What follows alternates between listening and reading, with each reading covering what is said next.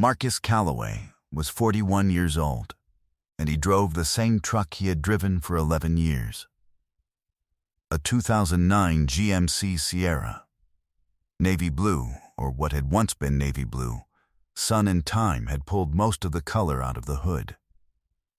One of the back panels had a dent from a job site in 2019 that he had never gotten around to pulling out. The interior smelled like sawdust and coffee and a particular brand of hand cleaner that came in orange dispensers. He kept the engine tuned to a standard he held like a professional obligation. The truck ran well. It always had. He had no idea that the people he would be eating dinner with that Saturday had already decided what kind of man he was before he pulled into the driveway. Before he cut the engine, before he stepped out with the bottle of wine his wife had told him to bring. He had no idea, either, what Diane had already set in motion. Before we go any further, drop a comment letting us know where in the world you're watching from, and subscribe, because tomorrow's story is one you won't want to miss. The driveway was full when Marcus arrived, which meant he parked along the curb. He stepped out into the early October air and looked at the house, a colonial in Brentwood, Tennessee, with a 3-car garage and a front lawn that was clearly maintained by someone other than the people who lived there. Marcus had spent 14 years building the kind of professional reputation that does not announce itself. He ran Calloway Structural Group, a project management firm that operated across the Mid-South. His contracts were in federal infrastructure, commercial development, and private construction, the kind of work that gets done behind fences while the city goes about its business outside them. He had 15 people on salary, a project superintendent, and a project coordinator he had trained himself.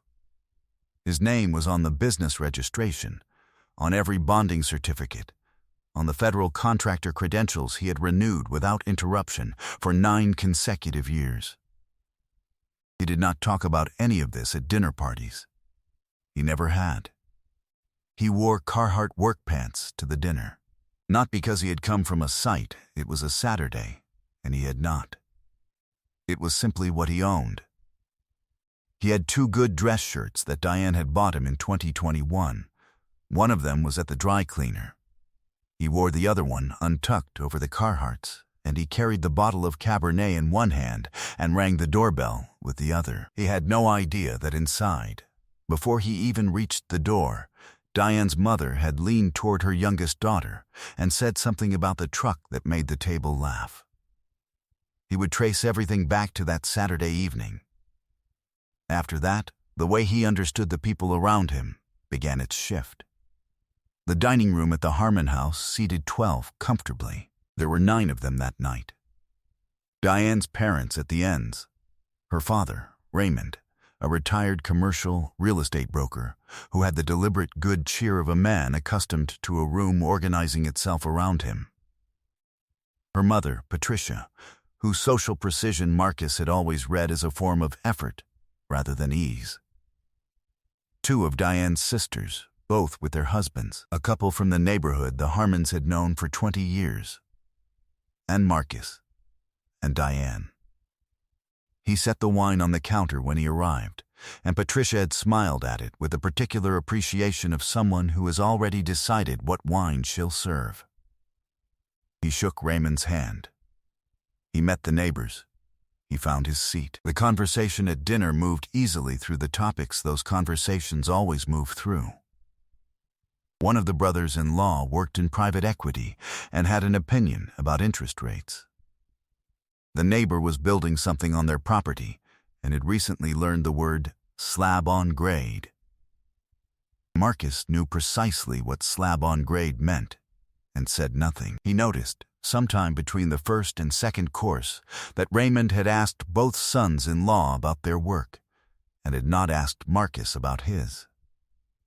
He noticed that when Diane answered a question about what Marcus did, she said he was in construction, in the same tone she used to describe a mild inconvenience. He reached for his water glass. He said nothing. It was Patricia who landed the remark that would live with him. She was speaking to the neighbor's wife, and she said it at the volume people use when they want to be overheard. At least, he keeps it clean. You'd never know what he hauls in it. She was talking about the truck. The table produced the low-frequency hum of suppressed laughter. Diane looked at her plate. Not at him. At her plate. Marcus picked up his fork. He finished his meal. He thanked Patricia for the food and Raymond for his time, and he drove home in the truck that smelled like sawdust and orange hand cleaner. He thought about the dent in the back panel that he had never gotten around to fixing. He filed what he had seen. He did not reach a conclusion about it yet. He set his keys on the counter when he got home. He went to bed. He left the conversation in the dining room where it had happened. 2 years before that dinner, Marcus had met Diane at a mutual friend's rooftop event in Nashville. She was sharp and funny and had a kind of energy that made rooms feel more alive. He had been drawn to her immediately. He had been careful about relationships before her, 2 serious ones that ended when the work had taken him to different cities for extended stretches. One that ended for reasons he had never fully been able to articulate. He was not a man who rushed into anything. He and Diane were married in 14 months. He thought that was reasonable. He was 39. She was 36. They were not, either of them, people who had time to spend on extended consideration of things that already felt decided. He had done something for her in those 14 months that he had never told anyone about. Her mother's house, the Brentwood Colonial, had been mortgaged against a balloon note that was coming due.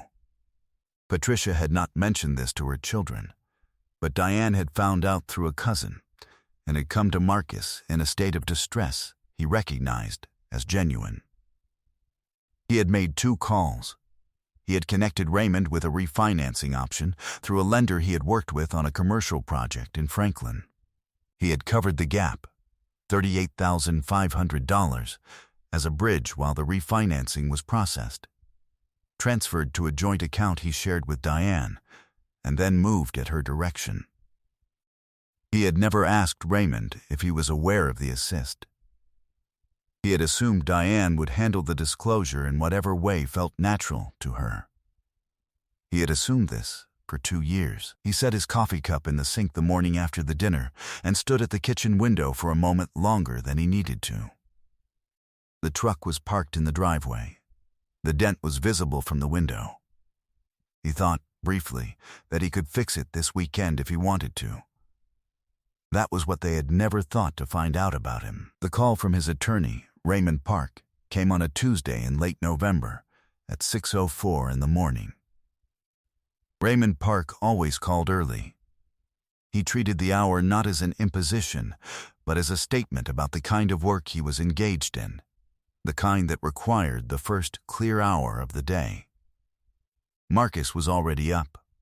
He was at his desk at the Callaway Structural Group office on Elm Hill Pike, a building he had owned outright since 2021. He answered on the second ring. "I need you to come in," Park said. "Not the office, my place. Bring whatever you have on the joint accounts." Marcus said, "When?" "Now is fine," Park said. Marcus was there in 22 minutes. The woman who met him at the door to Raymond Park's office suite was named Constance Webb. She was in her mid-60s, small and composed, with silver hair cut close. She had worked with Park's firm as a certified financial forensics consultant for 11 years. Marcus had met her once before at a closing. She nodded at him. She told him to sit down. She told him to let her get through all of it before he said anything. He sat. He let her. She had been watching the accounts for 7 weeks. Not because she had been asked to, because she had seen something that bothered her during a routine document review on a separate Callaway matter, and she had the kind of professional conscience that does not permit her to set something down once she has picked it up. She opened a folder. She set 3 documents on the table in a sequence, spaced evenly, the way someone lays out evidence rather than exhibits. The first was a statement from the joint checking account he shared with Diane. A transfer, $47,000, dated September 14th. The receiving account was not his. He had not authorized it. He looked at the number. He looked at the date. September 14th had been a Wednesday. He had been in Clarksville from the 12th through the 16th on a commercial site. He remembered this with the precision of someone who keeps a current project log. September 14th, he said. Yes, Constance turned to the second document. This is the signature on the authorization form. He looked at it. He set it face down on the table. He said nothing. The second document showed 2 additional transfers, $31,200 and $19,000, dated November 1st and November 7th, respectively, drawn from a savings account he had opened in 2018 under his personal name and added Diane to in 2020 as a joint holder. The receiving account on both transfers was the same account as the September transfer. Marcus was quiet for a long time. Park spoke from across the desk. Level, there is a third item. Constance placed the third document. It was a power of attorney form, a limited financial POA specific to account access that bore Marcus's name as grantor and Diane's name as agent. It was dated March 4th of the current year. He read the date. He looked at his attorney. That's not my signature, Marcus said. I know, Park said. That's why you're here. He thought about the way she had moved through the dinner at her parents' house, the careful distance she'd maintained from his side of the table, the specific quality of the laugh she had produced at her mother's remark about the truck, not uncomfortable, not apologetic, just there. He had noticed it the way he noticed anything slightly out of alignment. Filed it, reached no conclusion about it. Now, it made complete sense. He looked around the table at the 3 documents. He read the structure of it. How one decision led to the next, led to the next. How the timing was sequenced around his travel schedule. How the POA was dated in March, 7 months before the first transfer. How someone who intended to act casually doesn't build a 7-month runway. He said, "What's the direction?" Park said, "A civil action."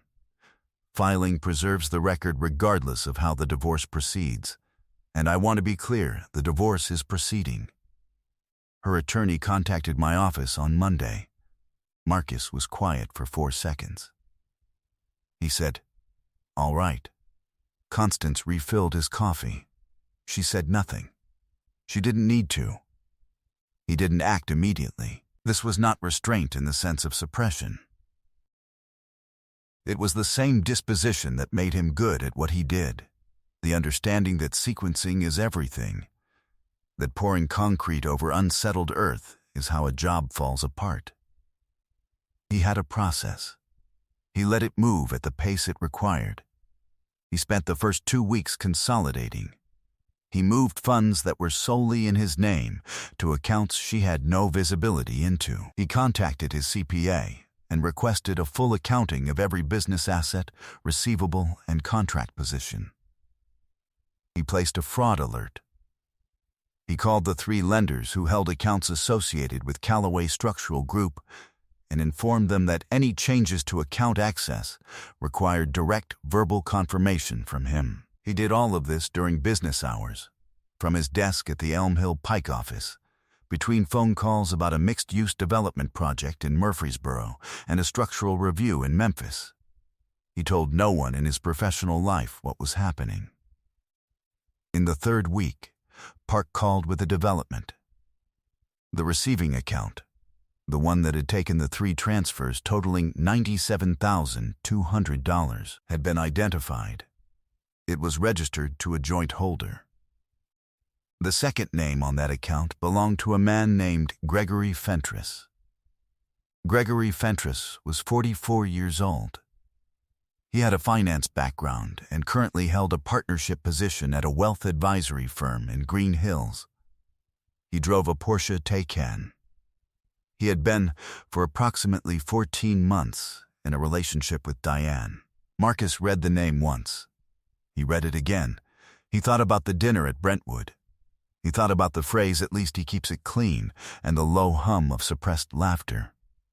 He thought about the $38,500 he had quietly moved to close the gap on Patricia Harmon's balloon note refinancing. He read the full forensic account summary that Constance Webb produced on the 28th of November. She had traced all 3 transfers. She had documented the authorization gap. She had found the original account where the funds landed and followed 2 subsequent movements from that account. $22,000 toward a deposit on a property lease in Brentwood, and $41,000 that dispersed into a portfolio account he did not yet have full documentation on. He looked at all of it from above. He could see the full shape of it, how each decision led to the next, the timeline, the care with which it had been constructed over months, the specific vulnerability she had identified and moved against. He did not feel what he thought he would feel. He felt something more like recognition. He called Park the next morning at 6:07. "File it," he said. "And pull his financial disclosures," Park said. "Already started." He buttoned his jacket. He went back to work. By the second week of December, 3 things had occurred. The civil action had been filed and served.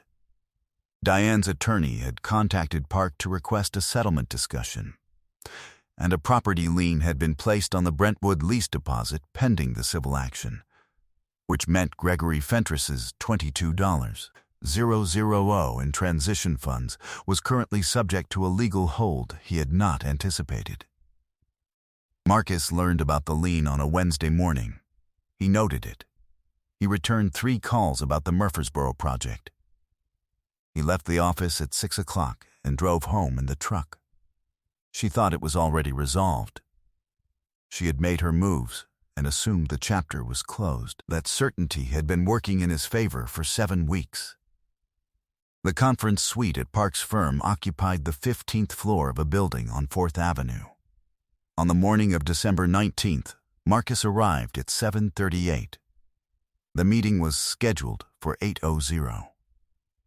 He preferred to be in a room before the room had begun. The suite was the kind of cold that someone had set a thermostat to achieve, the kind of deliberate neutrality that says everyone here has agreed to be precise with each other. A long table, 6 chairs on each side. The city visible through glass on 2 walls, the morning still early enough that the light was flat and even. His team arrived at 7:52. Park, with his briefcase. Constance Webb with the document set in a single accordion folder, organized in the sequence they had agreed on. Diane and her attorney arrived at 8:02.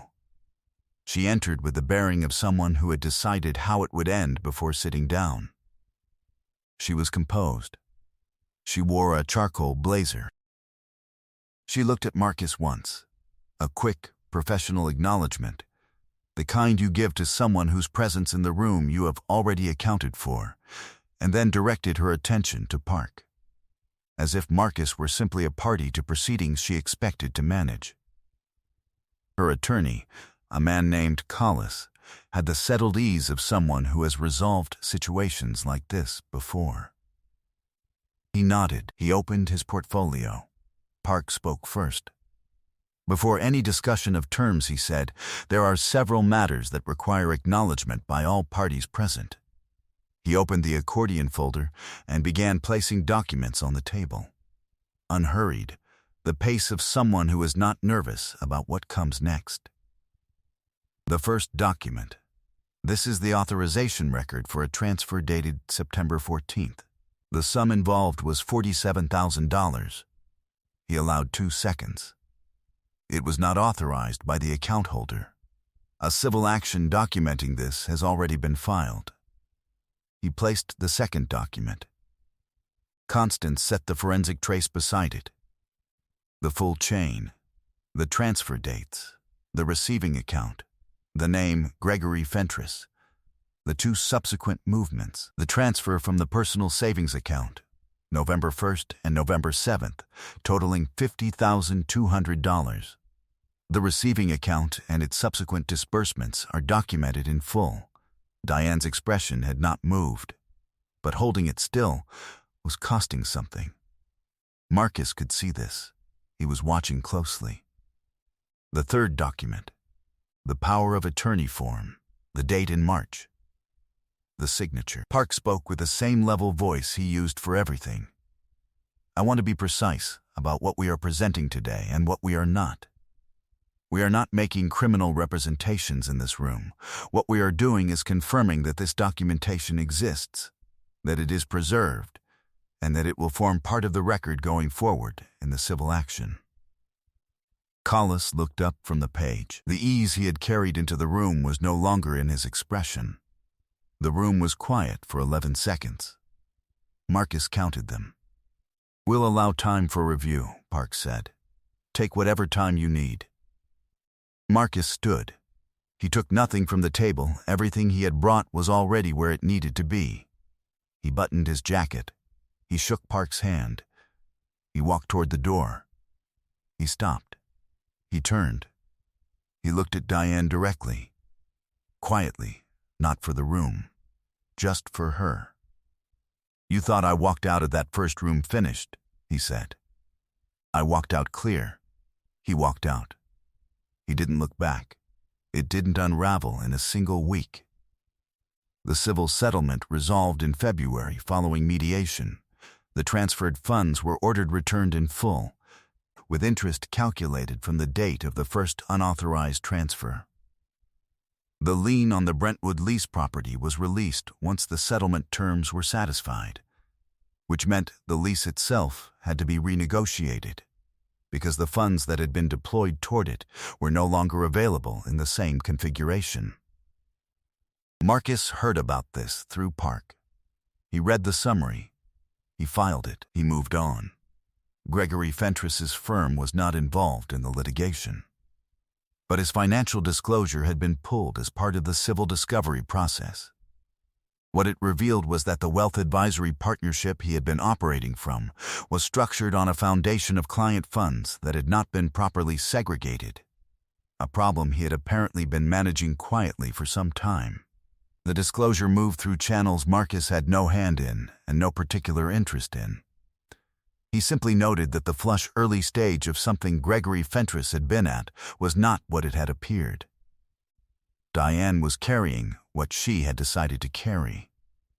Not dramatically, just steadily, the way a load that cannot be set down is carried. Marcus was building something. Without urgency, the way he built everything. His name was on the Murfreesboro contracts. It was on a federal infrastructure bid that came through in March, a project he had been in position to pursue since 2022, when he had placed 2 key hires specifically to make his firm ready for that scope. The bid came back approved in April. $200 million. 7-year contract. His name on the paperwork, his firm's bonding credentials on the cover page. 15 people on salary. A 16th starting the following Monday.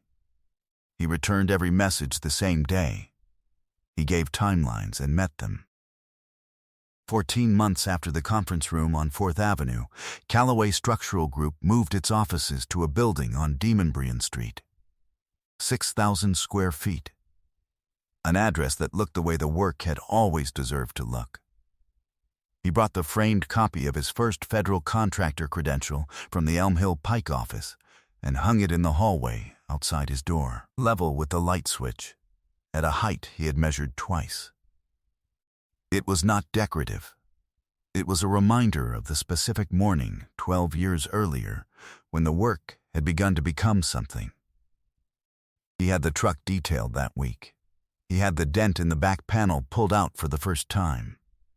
He looked at the result and thought it looked exactly the same as before, just smoother. He kept it. On an early January evening, Marcus sat on the back deck of the house he had rented in East Nashville while the Demonbreun office was being finished. He had bought the house in November. This was his first full week in it. He had a cup of coffee. The neighborhood was doing what neighborhoods do at the end of the day. Porch lights on, a dog somewhere 2 houses over, the sound of traffic on a parallel street settling into its evening register. He thought about nothing in particular. He thought about the evening in Brentwood, the full table, the specific quality of the hum that follows a remark that lands well, and the way Diane had looked at her plate instead of at him. He thought about the truck in the driveway of this house, the same truck, the dent now gone, engine still tuned to the same standard. He thought about Raymond Harmon's balloon note and the $38,500 he had moved without ceremony and never mentioned. He thought about the $200 million federal contract on the corner of his new desk, waiting for a morning when he would begin to work through it properly. He finished the coffee. He went inside. He turned out the light. I hope you enjoyed that one. Be sure to like the video and subscribe so you don't miss the next story. I've got 2 more picked out that I think you'll really enjoy.